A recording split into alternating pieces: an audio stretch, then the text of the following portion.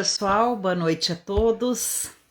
Estamos ao vivo. Hoje a live é por conta, em nome da Faculdade CERS, e vou dividir aqui a nossa noite de estudos com o professor Pamplona, que é o coordenador da pós-graduação em Direito do Trabalho da Faculdade CERS, e eu sou de Previdenciário, então nós temos sempre uma interligação muito grande nessas duas matérias, extremamente importantes aí para a vida das pessoas, e com certeza vai ser um debate muito positivo, muito útil, em função justamente da temática também, que é uma temática coincidente, que é a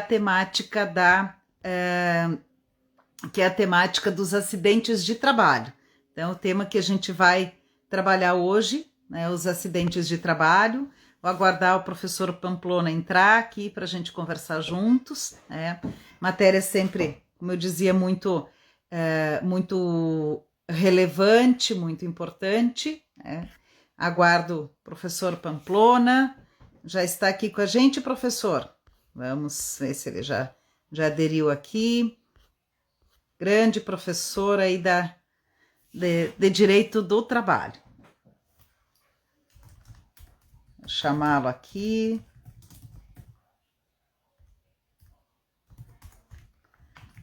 Vamos ver se ele já chegou. Acidente de trabalho, uma matéria ainda muito presente nos dias atuais, né? Porque, claro, ela não contempla só o acidente típico, mas todas as demais situações que decorrem do trabalho.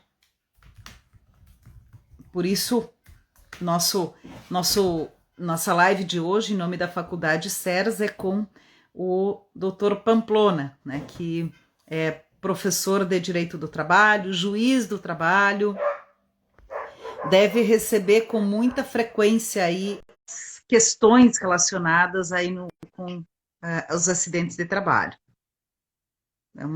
Já admitimos aqui o professor. Boa noite, professor. Boa noite, professora Jane. Prazer estar aqui participando mais uma vez de uma live com a senhora, que é uma das maiores autoridades brasileiras em direito previdenciário e coordena com brilhantismo o nosso curso de pós-graduação em direito previdenciário, direito e prática previdenciária do SES. Estou aqui à sua disposição para bater um papo sobre tudo o que a senhora quiser sobre acidente de trabalho. Que nem aquele filme. Tudo que você queria saber sobre sexo não tinha que perguntar.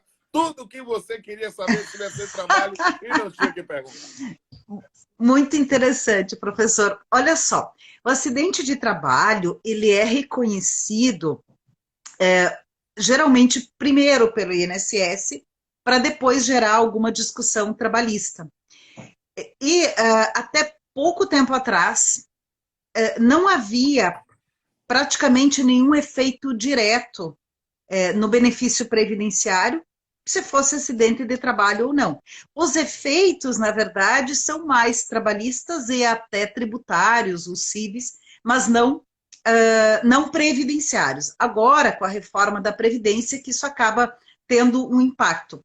Mas poderíamos dizer, talvez, que os maiores efeitos continuam sendo trabalhistas, né? O senhor poderia falar um pouco desses efeitos aí que chegam no dia a dia aí no direito do trabalho, dos acidentes? Claro, o acidente do trabalho é uma excelente oportunidade. Falar de acidente do trabalho é falar de uma excelente oportunidade da compreensão, inclusive, do conceito de fato jurídico. Por quê? Ou, como diria Pontes de Miranda, de um fato jurígeno, que faz nascer direitos, que faz nascer relações jurídicas.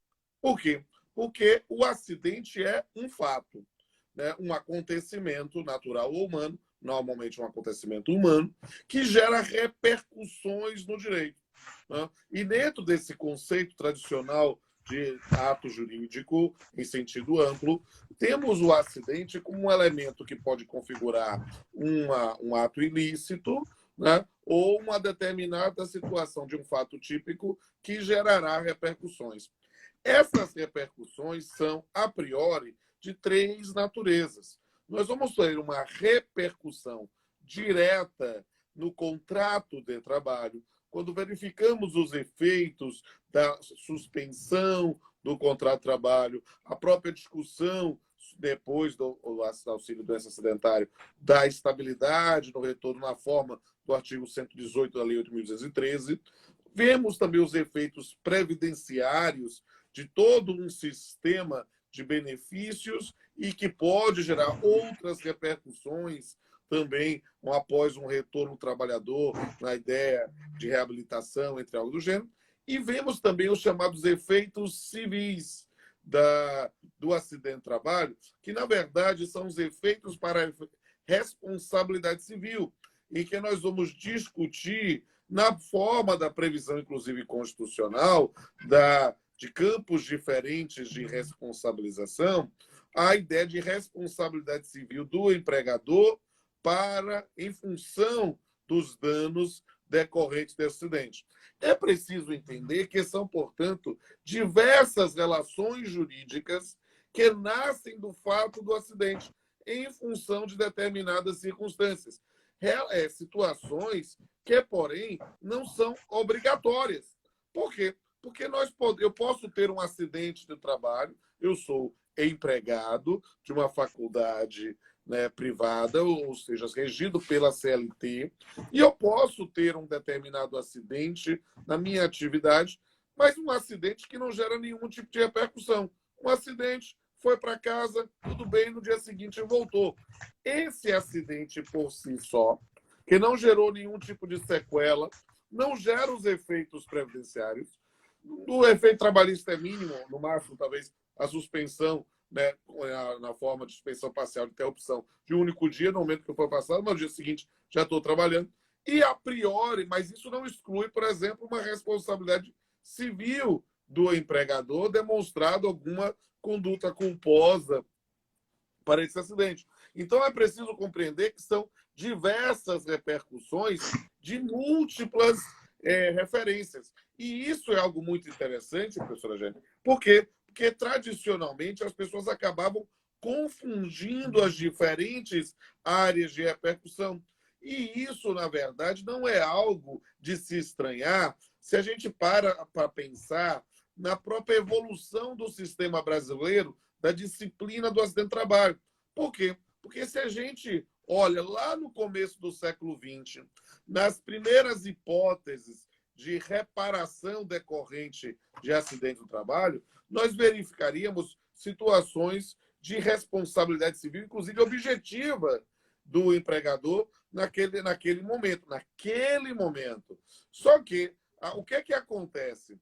Com a criação do seguro do acidente do trabalho, nós tivemos uma securitização do risco, passando nesse ponto a ver. E as pessoas ficam brigando, querendo dizer, responsabilidade subjetiva ou objetiva? Não, não é nenhuma coisa nem outra. É uma responsabilidade contratual decorrente de um contrato público, contrato obrigatório, que todo trabalho, todo empregador e todo celebra quando faz a devida inscrição do INSS. Então, na verdade, nós temos ali uma securitização de um risco para não ficar ao léu, transportando isso para o Estado através, hoje, do INSS, já foi do NPS, né?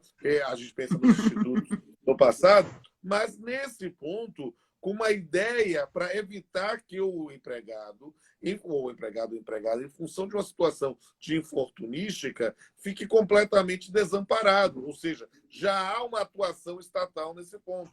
Só que, como originariamente a ideia de reparação era do empregador e passou para o Estado, durante muito tempo ficou se discutindo se a ideia dessa securitização do risco, que é, na verdade, uma estatização para a proteção do trabalhador não ficar efetivamente desamparado. Se essa circunstância afastaria uma responsabilidade civil do empregador. E isso foi respondido pela construção jurisprudencial e pela previsão constitucional específica, quando mencionou lá, né, que são direitos dos trabalhadores urbanos e rurais, além de outros que visem a melhoria da sua condição social, o seguro do trabalho a cargo do empregador, sem excluir a indenização a que terá direito nos casos de dolo ou culpa. E aí o que é que acontece? Sanou-se um problema, mas criou-se historicamente outro. Por quê? Porque sanou-se o problema de dizer que uma coisa era a atuação do INSS, outra era a responsabilidade civil do empregador.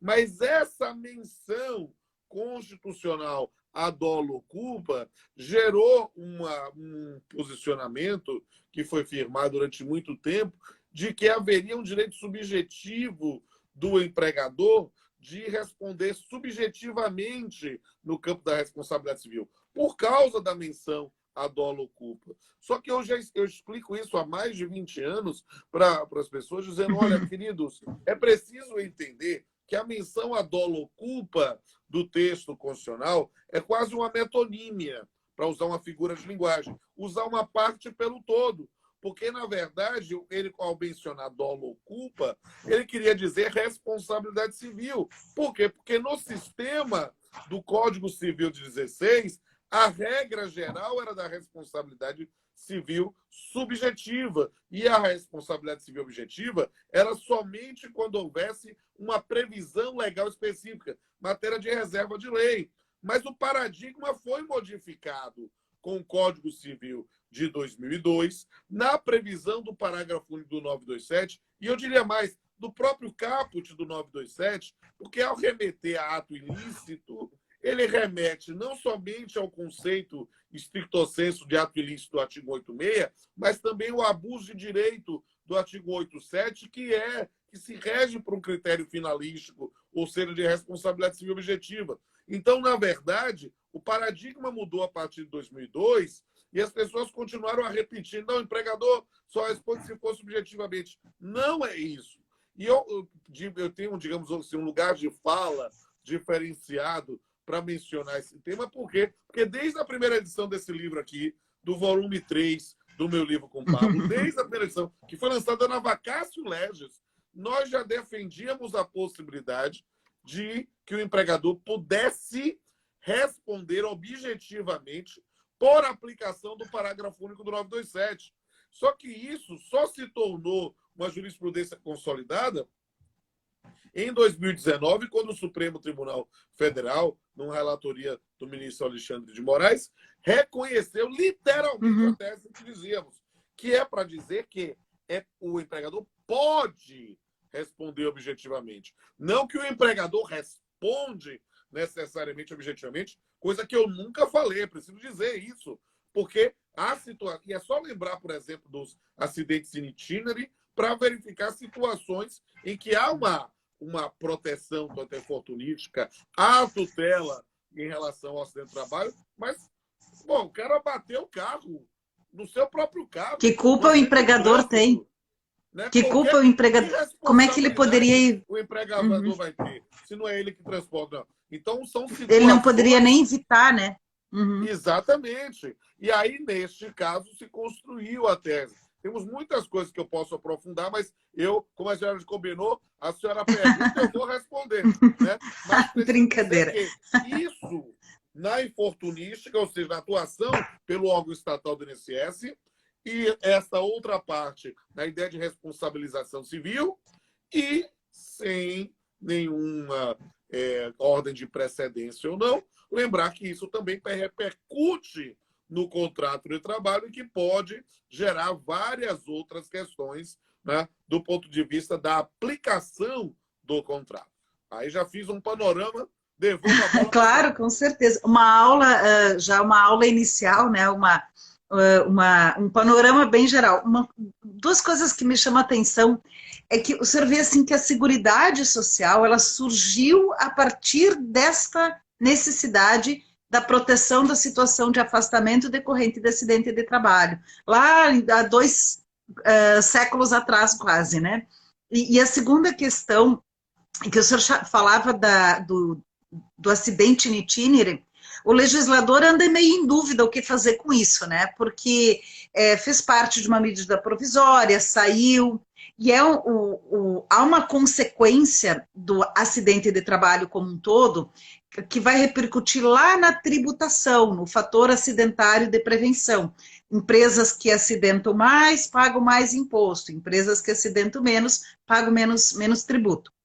E é interessante que eu, por exemplo, sempre defendia nas aulas que a empresa não poderia ser responsabilizada pelo acidente de trajeto, porque ela não pode colocar uma faixa de segurança, ela não pode construir uma passarela. E essa semana agora, eu fui contatada por uma empresa, uma situação bem interessante. Ocorreu um acidente de trabalho em que, com um ônibus que estava levando os trabalhadores, não sei se estavam indo para a empresa ou voltando, porque a empresa tem vários turnos e o acidente aconteceu à noite. E um caminhão invadiu a pista contrária, o motorista do caminhão estava bêbado, e aí ocasionou um acidente e 35 trabalhadores foram emitidas 35 comunicações de acidente de trabalho. Teve pessoas hospitalizadas, teve pessoas que se afastaram com lesões leves, mas a empresa entendeu por bem, até pelo impacto, porque morreu o motorista do ônibus, que não era funcionário, mas morreu então pelo impacto, tudo a empresa optou por. E aí eu já comecei a pensar assim, amanhã depois isso já vai impactar lá no fator acidentário de prevenção. E aconteceu uma coisa muito estranha, doutor Pamplona, que em 2017 foi alterada a regulamentação do fator acidentário de prevenção, dizendo que os acidentes de trajeto não entram mais. Eu disse, bom, eu acho muito coerente que realmente a empresa, o objetivo do FAP, do fator acidentário de prevenção, é que a empresa escolha que é mais vantajoso a precaução, a prevenção, a proteção do meio ambiente laboral do que pagar o tributo. Essa é a lógica. Só que para acidentes de trajeto isso não se aplica, porque não está no alcance dela.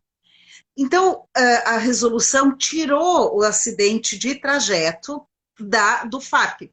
Só que esqueceram de mudar o sistema. O sistema continua enquadrando acidentes de trajeto do mesmo jeito. Uma coisa muito maluca. Mas eu estou fazendo toda essa introdução para falar desse ponto específico dos acidentes de trajeto que a empresa não tem alcance, que é uma coisa, eu diria assim, totalmente externa. A legislação também enquadra algumas situações que são, eu diria, parcialmente externas. Vem um caminhão desgovernado e invade a empresa. O trabalhador está dentro da empresa. Ou vem uma pessoa, como diz a legislação, fora da razão, né? Vem, invade a empresa e agride um trabalhador. Ele está ali no horário de trabalho, no ambiente de trabalho, mas o fato não tem nada a ver. O que o senhor acha disso? No sentido até não apenas, a lei enquadra, mas no sentido mais do dever ser da legislação. O senhor acha que isso mereceria uma revisão, uma rediscussão, essa questão especificamente? Essa é uma questão que é muito importante para que tenhamos uma disciplina jurídica que possa ser considerada adequada e razoável para essas situações. A ideia do FAP, do fator acidentário e prevenção, ele é uma ideia excelente. Por quê? Porque é justamente pensar na parte mais vulnerável do corpo humano, que é o bolso, né? Uma forma de termos uma efetiva preocupação com acidentes de trabalho. O problema é essa mania de querer fazer dados estatísticos, né, partindo de pressupostos objetivos, quando há elementos que não são objetivos. É preciso entender que o número de acidentes devem entrar realmente para efeito da quantificação. De acidentes em geral, pensando numa atuação, dando uma atuação nesse ponto da política de prevenção. Mas é preciso entender, e usar uma expressão meio informal, shit happens. Às vezes, literalmente, acidentes ocorrem. E é preciso buscar, já que a finalidade do FAP é trabalhar com a ideia de prevenção, pensarmos nessa quantificação só para efeito de acidentes típicos. Por quê? Porque não faz sentido imaginar, numa determinada situação, independentemente de responsabilização do empregador. Perceba que o critério deve ser relacionado a fatores de prevenção. Então, por exemplo, querida, é possível sim, e aí eu vou lhe ampliar o horizonte, que aí eu vou falando não somente como professor de direito do trabalho, mas professor de direito civil, principalmente de responsabilidade civil. É possível sim que haja responsabilização do empregador em um acidente de trajeto, e eu diria mais que é possível até que seja uma responsabilidade civil objetiva. Aí eu disse, como? Sim. Basta que o acidente de trajeto tenha ocorrido em um transporte fornecido pela empresa. Porque a partir do momento em que a empresa fornece o transporte, ela assume a condição de transportadora e dentro dessa linha gera uma responsabilidade, porque o próprio Código Civil de 2002 traz responsabilidade civil objetiva do transportador, de quem responde por ele. Mas perceba que num acidente de trânsito, ainda que possa haver uma responsabilidade civil objetiva do empregador, isso não deveria afetar algo que diz respeito à prevenção. Por quê? Por causa de situações de quebra de nexo causal. O exemplo que a senhora trouxe é evidente. Ora, acidente ocorreu? Sim. Tem que ter o apoio, tem que ter toda a comunicação. E eu diria mais, me permita aqui, eu que sou um homem velho, quase com essa barba aqui de profeta, né? Mas vamos dizer assim, e a senhora que é uma jovem, aí eu vou dizer para a senhora o seguinte, raciocine comigo, né? É preciso entender que há hipótese de quebra de nexo causal. Porque, olha, é acidente? É. A empresa fez bem, não somente fez bem, a empresa deve emitir a carta. Por quê? Porque é um acidente. Temos um campo da infortunismo. Mas ela responde, meus amigos, alguém vem na contramão, invade e bate. É óbvio que ela não pode ser responsabilizada civilmente, porque a conduta é toda de terceiro. Aí, nessa circunstância, a gente vai discutir e em sede, inclusive, de responsabilidade civil objetiva, é possível haver quebra de nexo causal. E é uma hipótese. Porque o que é que acontece, professora Jane? Eu noto que as pessoas estudam muito culpa, estudam muito dano, mas não estudam nexo de causalidade. E é preciso compreender que o sistema brasileiro está calcado em uma causalidade direta e imediata, e nessa circunstância haveria quebra do nexo causal justamente por quê? Porque nessa circunstância nós temos uma hipótese de imputação, vai quebrar. O pessoal do direito penal, inclusive, pode muito nos ensinar com Klaus Oxin, com a questão da teoria da imputação objetiva. A gente precisa compreender um pouco mais sobre essa matéria, porque quebra. Ora, é algo que a gente precisa entender. Note que situações, até vou abrir os horizontes das pessoas para compreenderem. Vamos pensar no 9 de setembro, né? Vamos pensar no ato de terrorismo em que as pessoas estavam num avião e o avião foi tomado por terroristas e projetado contra o World Trade Center. Imaginar que a empresa que faz o transporte vai responder objetivamente por um ato terrorista, então é preciso compreender que até nisso há limites. É porque a pessoa não compreende que a ideia da responsabilidade civil objetiva é construída mesmo com a ideia de proteção ao cidadão em função da dificuldade que é a demonstração do elemento anímico, do elemento culpa. Mas isso não é risco integral. É preciso compreender que a ideia de risco integral ou risco social é situação absolutamente extraordinária e por isso precisa ser bem compreendida.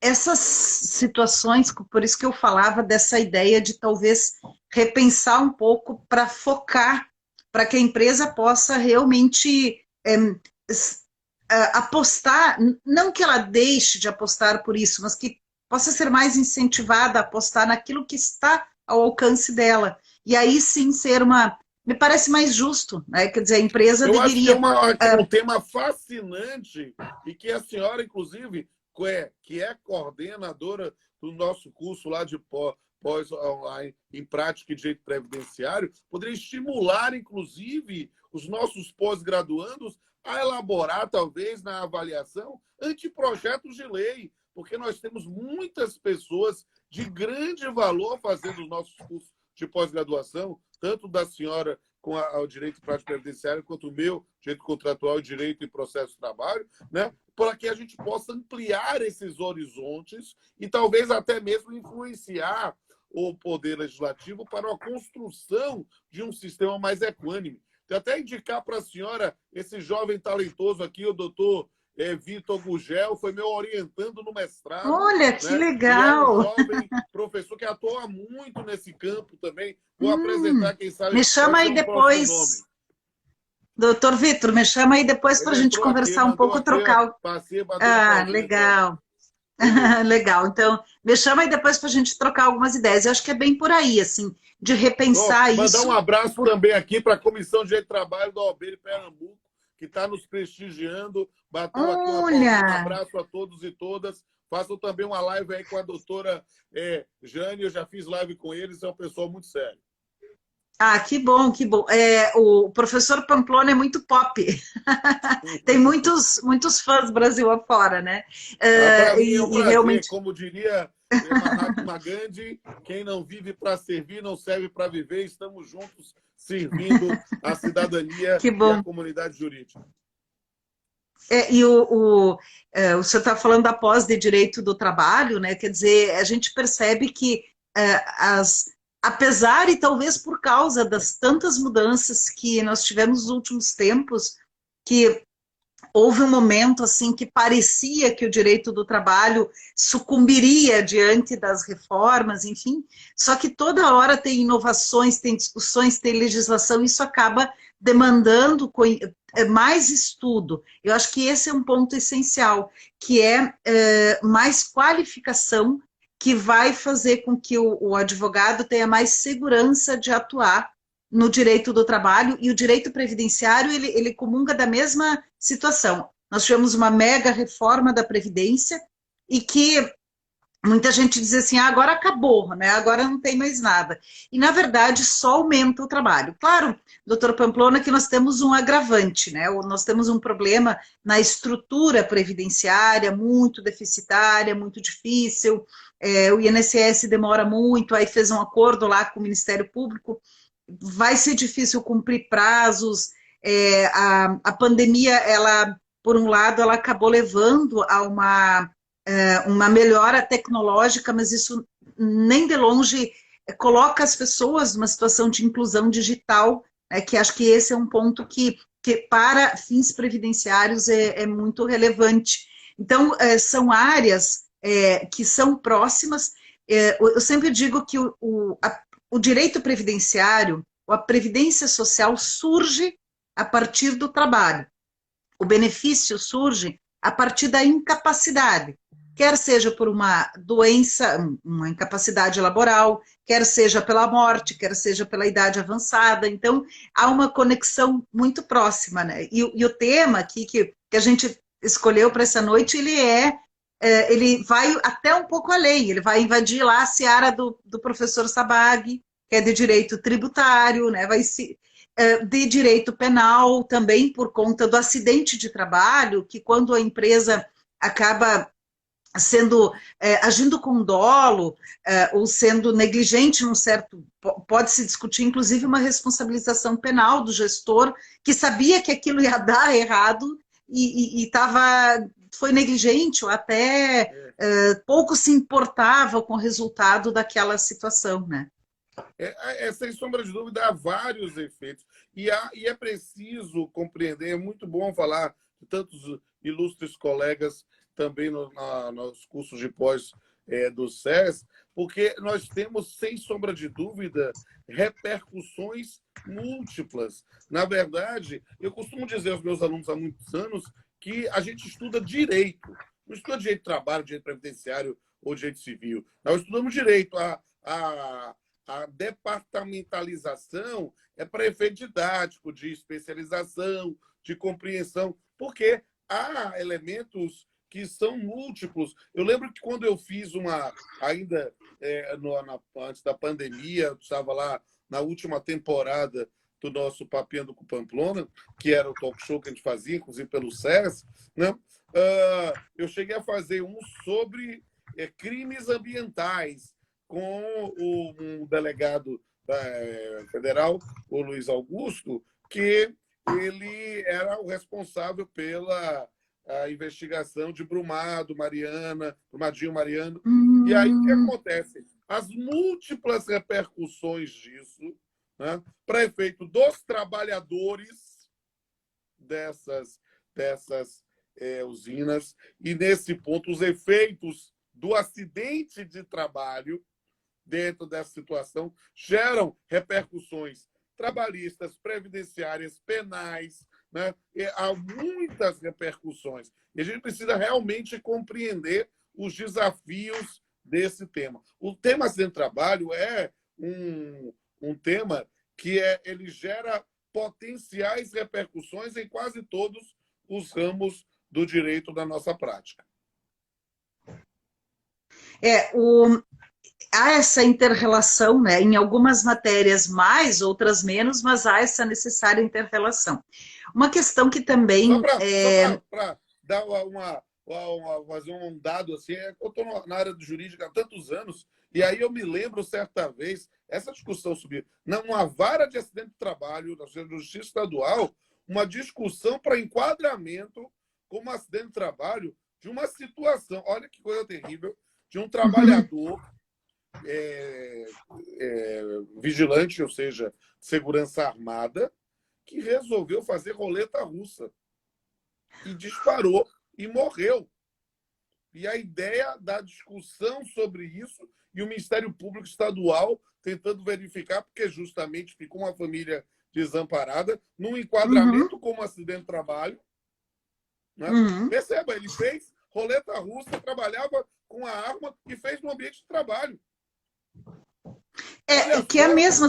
A gente para pensar nas múltiplas repercussões, situações que a gente fala em sala de aula, o aluno diz, não, isso é mentira. Não! Eu vi o processo, uma situação realmente dramática, porque imagine a família dessa pessoa, né, os problemas psiquiátricos que essa pessoa tem ao resolver fazer essa bravata e que teve um final... Deu errado.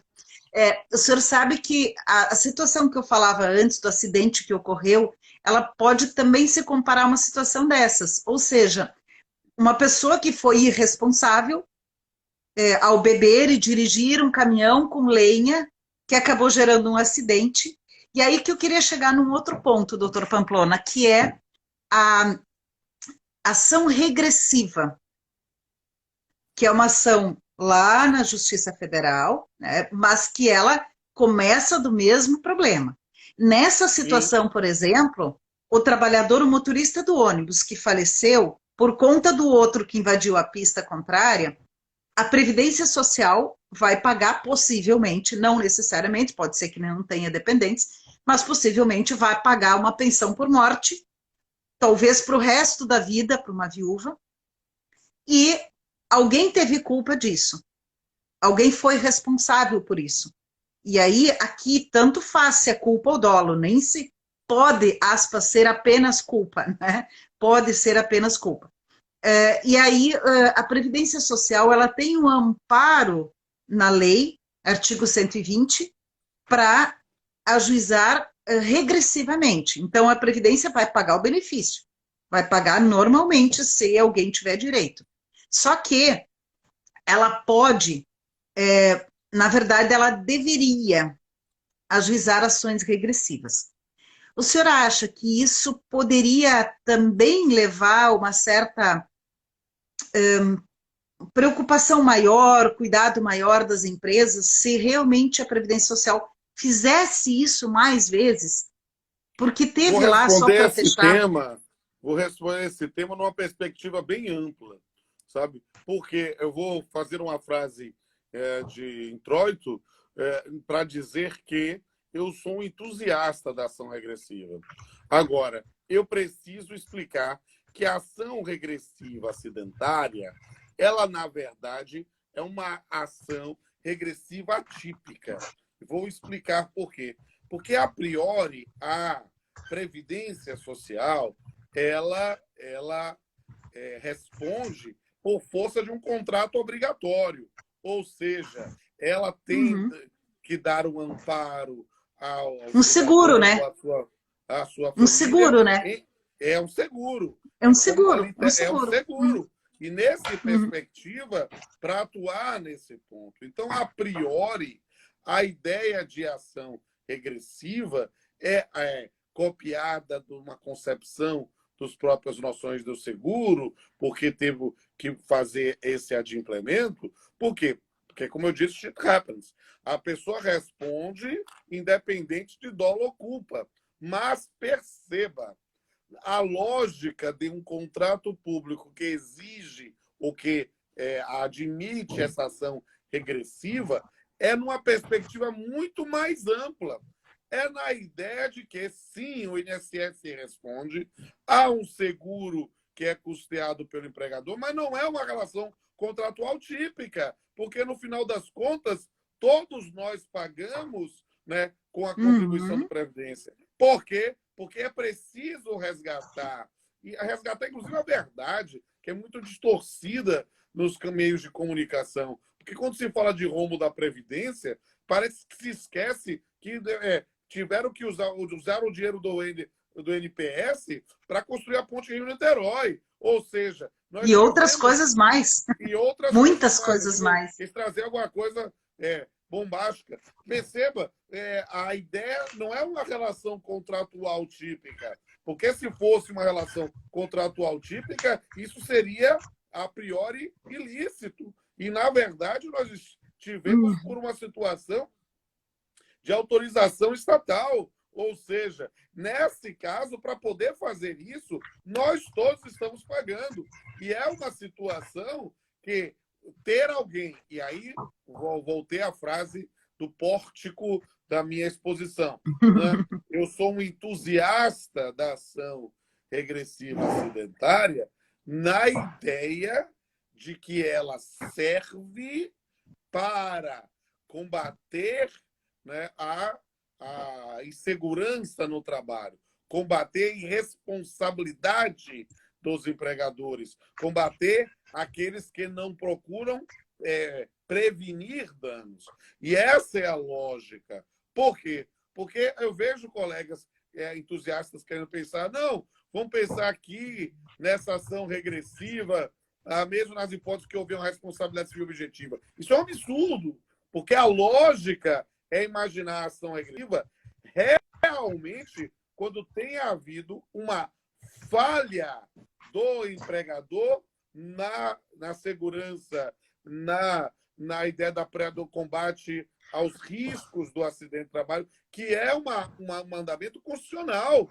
Ou seja, os empregadores eles devem combater os riscos do acidente de trabalho também por imperativo do inciso do artigo 7º da Constituição. Então, a gente precisa realmente ter uma postura diferenciada aqui. Quero mandar um abraço para minha amiga Fortes, lá do Rio de Janeiro, que está aqui também participando. Um beijo, querido.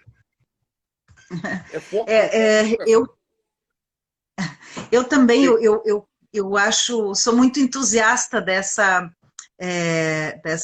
responsabilidade da ação regressiva, porque a ideia de que quem estou pagando logo eu posso poluir, que é uma discussão que vem lá do direito ah, ambiental também, ela é uma ideia equivocada. Eu não estou pagando um seguro que é para eu poder ir lá e jogar meu carro do precipício. Não é exatamente. A isso. ideia de uma Eu estou pagando. responsabilidade disso. Um abraço para a doutora Flávia Fortes. Ela falou é Fortes mesmo. Então Ah, está aqui Fortes. E, nesse ponto, registrando justamente essa questão. Essa lógica, que é uma lógica que precisa ser combatida, digo, eu estou pagando. Não estou pagando. Nós temos que efetivamente buscar minimizar essas situações dos riscos do acidente de trabalho. esse é um dos caminhos, né? Agora, uma coisa que eu acho, em termos procedimentais, bem diferentes quando a gente fala de uma caracterização ou de uma discussão sobre o acidente de trabalho do ponto de vista previdenciário e do ponto de vista trabalhista. Do ponto de vista previdenciário, o perito ele dificilmente vai até a empresa, até o ambiente, conhecer a situação. E, pelo menos, eu não advogo na Justiça do Trabalho, até o senhor pode me corrigir, mas porque muitas vezes para a gente da área previdenciária vem um laudo feito no âmbito da Justiça do Trabalho que é completo, que é amplo, que o perito foi na empresa. Claro que eu acho que isso tem a ver muito com a remuneração do perito trabalhista e do perito previdenciário, inclusive judicial. Mas mesmo assim a gente percebe uma distância muito grande da prova para fins trabalhistas e para fins previdenciários. Eu acho que aí a gente tem que exigir mais rigor no campo previdenciário. Por quê? Porque não é a remuneração ou o prestígio social que vai com que as pessoas façam que as pessoas vão cumprir os seus deveres. Nós precisamos ter a consciência que um perito que quer apresentar um laudo pericial sem ter ido ao lugar nunca mais será nomeado por mim na minha vida. Por quê? Porque isso aí é desonrar o munus que ele está assumindo. Ora, ele está ali como um auxiliar técnico do juízo para me municiar com elementos que eu não sou obrigado a ter, mesmo que eu tenha, né, para que ele possa me trazer aspectos técnicos. Então, um perito que não vai ao local com a perícia de insalubridade ou periculosidade, ou um perito que não faz uma anamnese cuidada numa perícia médica, não merece meu respeito. Tem que ser excluído do quadro de peritos, porque aí é uma vergonha e que eu não posso tolerar. E aí o que a gente tem que exigir é mais rigor dos nossos colegas nas varas relacionadas à atividade previdenciária para que possam seguir essa ideia. Aí, É, o posso ser meio escrachado, aí é falta de vergonha, é falta de respeito com o cidadão. E isso eu não tolero, não. O que a gente vê, por exemplo, nos laudos trabalhistas, o perito foi lá, fotografou o ambiente de trabalho, verificou o gesto profissional. Essa expressão eu acho ela muito importante para a gente poder entender de onde surgiu o acidente. O acidente aqui, lato sensu, né? Porque muitas vezes o que mais precisa de perícia é o acidente não típico, e sim a doença profissional, a doença do trabalho. O que eu percebo, assim, a empresa, ela não nega o acidente se a pessoa enfiou os dedos na máquina. Nessa situação, a empresa diz, não foi aqui que ela cortou os dedos, né? Mas a empresa, muitas vezes, diz, não, a tendinite não foi aqui, a doença, a depressão não foi aqui, e nessas situações é que mais, para mim, pelo menos, se precisa investigar para se chegar a uma conclusão. E essa investigação ela teria que ser um pouco mais aberta, mais ampla, mais diligenciada para se chegar à conclusão sobre a caracterização daquele afastamento, ser acidentário ou ser previdenciário.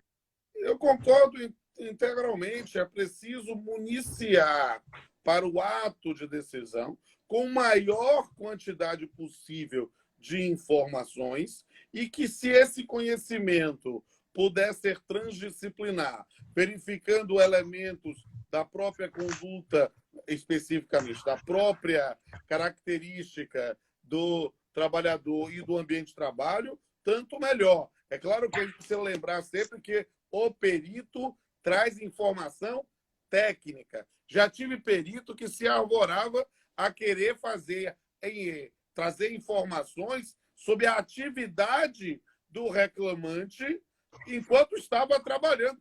Se você não está vendo em loco, você não é porta-voz de prova testemunhal.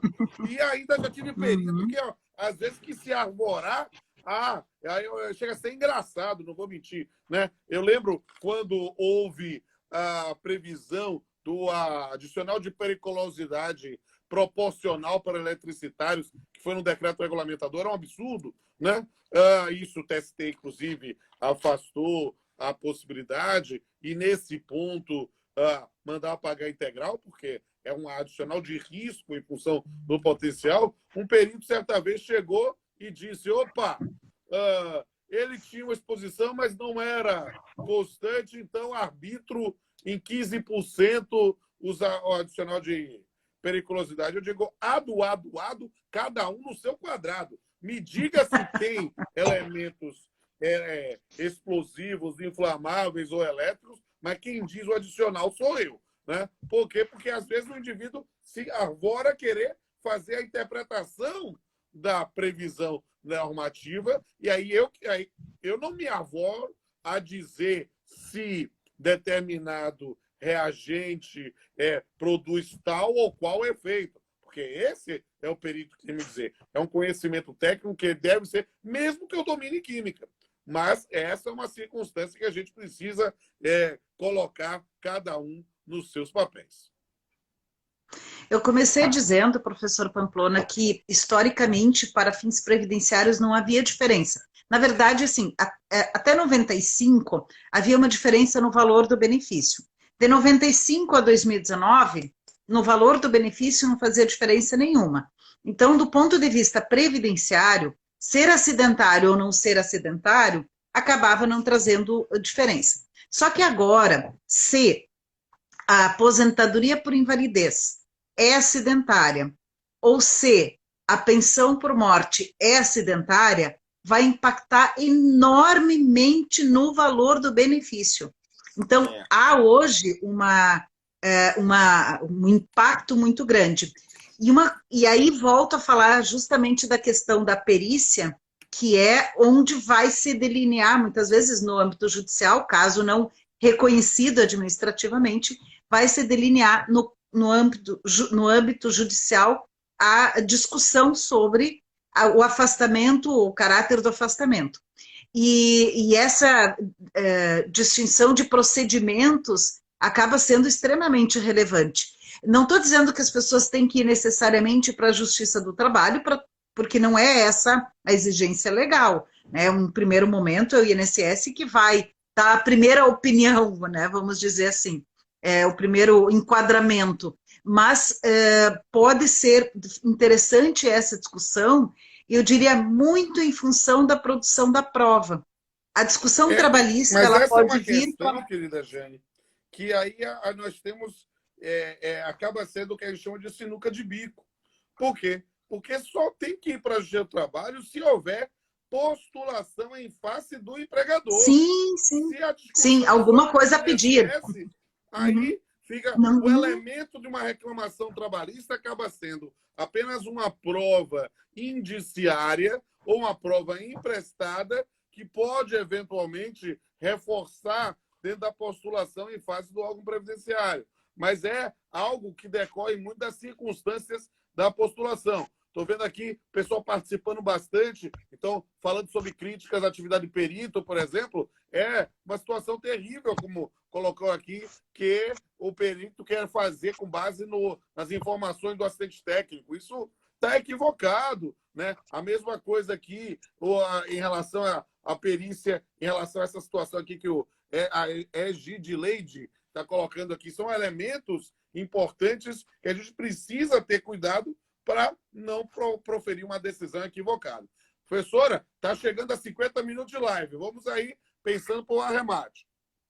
Vamos lá, professor. Não, com certeza. Eu acho que já discutimos bastante, né? Muita informação, que é o nosso objetivo. Lembrando aqui que o professor Pamplona coordena a pós-graduação em Direito do Trabalho, processo do trabalho da Faculdade CERS. Eu coordeno a pós-graduação em Direito e Prática Previdenciária da Faculdade CERS. Nós estamos aqui Eu dou aula na sempre pós da dispostos, professora Jane e dá aula na minha vice-versa. pós, e ainda Isso, coordeno também lá após direito contratual.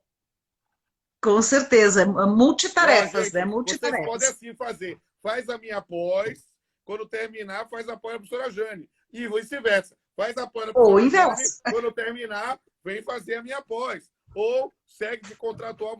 Para mim é muito interessante, porque o mundo mudou muito, professora Jane.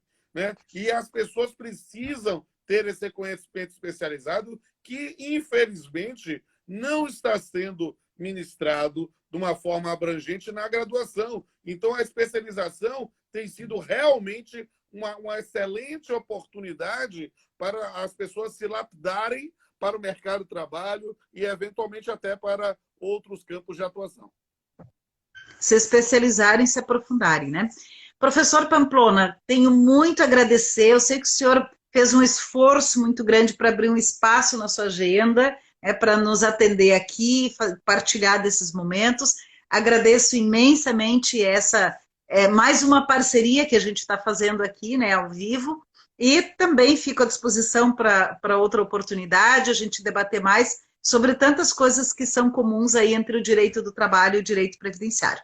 Muito, muito obrigado mais uma vez. É um prazer, é uma honra, um privilégio estar aqui batendo esse papo. Hoje foi um dia muito pesado, cansativo. Tínhamos, inclusive, reuniões de trabalho com a professora Jane, mas eu não poderia faltar aqui com essa oportunidade de poder debater com a professora Jane, que é um dos talentos brasileiros aqui no campo de direito previdenciário. Recomendo a todos e todas que possam fazer o curso de Direito e Prática Previdenciária do SESC, coordenado por professora Jane, ou Direito e Processo do Trabalho, aqui coordenado por mim, e espero que a gente se encontre em alguma pós pela vida, pelo SESC, em todas as oportunidades que o momento, que o mundo e que o destino sorria e que a gente possa se encontrar.